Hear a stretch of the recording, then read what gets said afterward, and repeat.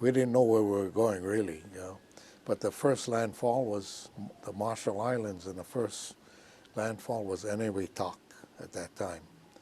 And following that, we went to Guam. And Guam at the time, as you know, was taken over by the Japanese. And from Guam, we went over to Saipan. And I remained on Saipan until the war ended, and also Tinian, which is the island next to it. But on Saipan, as I recall it, I really felt, and it really affected me at that time, because there were Japanese families who went to this area that was called Marpy Point or Suicide Cliff and walked right over. And we couldn't stop them because they felt that the Americans were going to kill them. But that was happening on Saipan, and I was glad that the war ended in 1945 in August. And I was able to get home by December of 45. I mean, back to Hawaii. I wasn't out of the military, but I went back to Hawaii.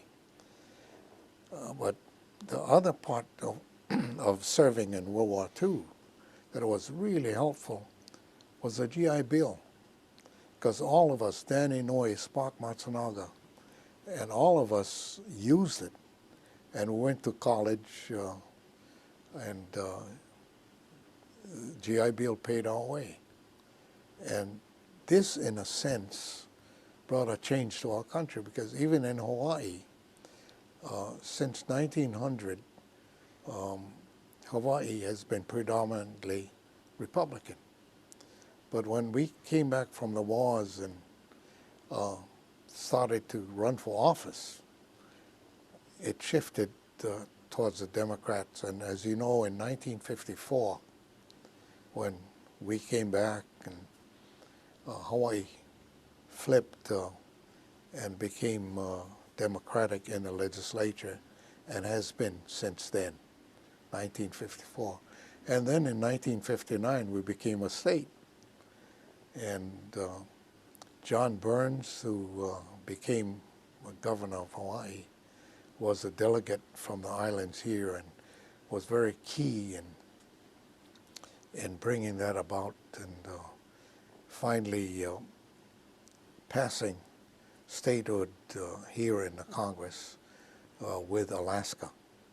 And I should tell you that there was a debate about who goes first, Alaska or Hawaii. And Alaska went first because Alaska was Democratic, and Hawaii was noted as a Republican state. And Sam Rayburn, at that time, they tell me, permitted the committee to take it up on that basis. And so in March of 59, Alaska became a state. And in August of that year, Hawaii became a state. And I would tell you now that if Alaska didn't make it, Hawaii wouldn't have made it. But this is how we became a state during Sam Rayburn's time. But the World War II really changed Hawaii, economically as well, and has changed this nation. And much of the leadership thereafter were by people who participated in the Second World War, and as has been said, that was the greatest generation. So World War made a huge difference on my life and the direction of the United States of America as well.